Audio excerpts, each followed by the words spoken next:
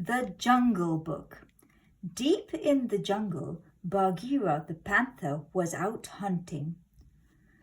Suddenly he heard a strange crying sound coming from the river. He followed the sound and discovered a basket with a tiny baby boy inside.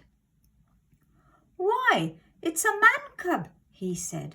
"This little chap needs food and a mother's care. Perhaps Mother Wolf will look after him." Mother Wolf agreed to help. They named the man cub Mowgli, and he grew up safe and happy in the jungle. But everything changed when Mowgli was 10 years old. Shere Khan, the man-eating tiger, heard about the man cub and came searching for him. The wolves agreed that Bagheera should take the boy back to the man village, where he would be safe. So the next morning, Bagheera and Mowgli set off on their long journey. Mowgli was angry and upset. He didn't want to leave his home in the jungle. When darkness fell, Bagheera and Mowgli climbed a tree and settled down to sleep on a branch. Nearby, hiding under some leaves, was Kaa, the python. As soon as Bagheera was asleep, Kaa slithered towards the man cub. His shining eyes seemed to have a magic power, and Mowgli quickly began to sink into a deep trance. Slowly, Kaa started to wind himself around the boy, ready to swallow him up. Suddenly, Bagheera woke up and sprang at Kaa. He struck the snake with his claws and sent him slithering away into the jungle. At dawn, Mowgli was woken up by a very loud noise. He looked down from the tree and saw Colonel Hathi and the dawn patrol marching along. "Up, 2, 3, 4, up, 2, 3, 4, trumpeted the elephant. Mowgli jumped down from the tree, got on all fours and joined the end of the parade behind a baby elephant. He had great fun copying everything the little elephant did. Eventually, Bagheera caught up with Mowgli and wanted to carry on towards the man village. But Mowgli refused to go. He grabbed hold of a tree trunk and held on tightly. Bagheera was very cross and ran off, leaving the man cub all alone. It wasn't long before Mowgli met a friendly bear called Baloo. He told Baloo how much he wanted to stay in the jungle. "No problem," Baloo said. "I'll look after you." Baloo enjoyed teaching his new friend all about the bare necessities of life. Soon, Mowgli could fight like a bear, growl like a bear, and even scratch like a bear. Later that afternoon, Mowgli and Baloo waded into the river to keep cool. Mowgli sat on Baloo's tummy as they gently floated along. It was very peaceful, and Baloo soon fell asleep. But watching from some trees was a group of monkeys who were waiting to kidnap Mowgli. The monkeys sprang out from their hiding place and grabbed the man cub. Baloo woke with a jump, but it was too late. The monkeys were already carrying Mowgli off to the ruined temple where they lived. Luckily, Bagheera heard Mowgli's cries and rushed to the river to help. He found Baloo, who explained what had happened. "We need a rescue plan," Bagheera said. At the ruined temple, Louie, king of the apes, was sitting on his throne waiting for the man cub to arrive. "So, you're here at last," Louie cried as Mowgli was dropped beside him.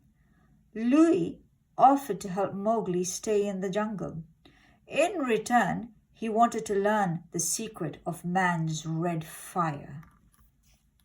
But before Mowgli could explain that he didn't know the secret, Louis declared that they would have a great feast in honor of their guest. Baloo and Bagheera reached the temple just in time to see Louis leap from his throne and start to sing and dance in celebration of the man-cub's arrival. As Mowgli's feet began to tap to the music, he forgot his troubles and joined in the fun.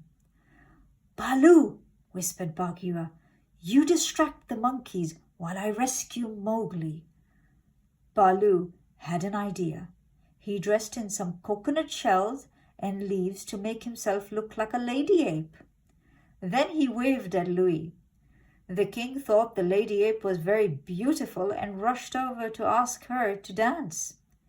He had no idea that it was really Baloo in disguise. But as Baloo danced, his disguise began to fall off. The angry monkeys realized they had been tricked and started to attack him. Just as Bagheera rushed over to help, Baloo knocked over a pillar and the whole temple came crashing down around the monkeys.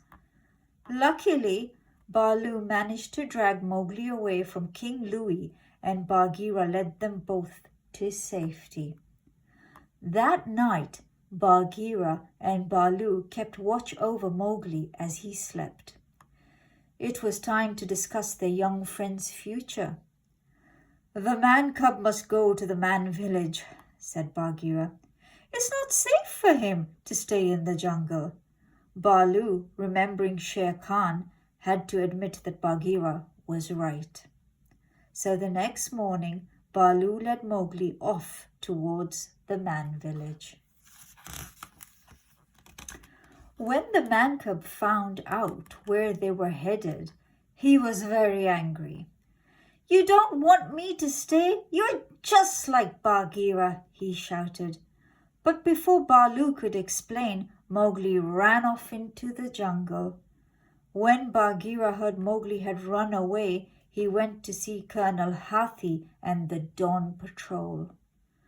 "We need your help," Bagheera told him.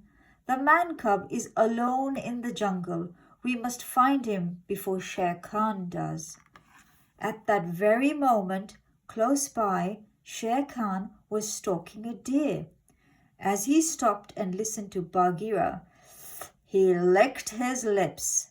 "The man-cub is lost in the jungle, eh?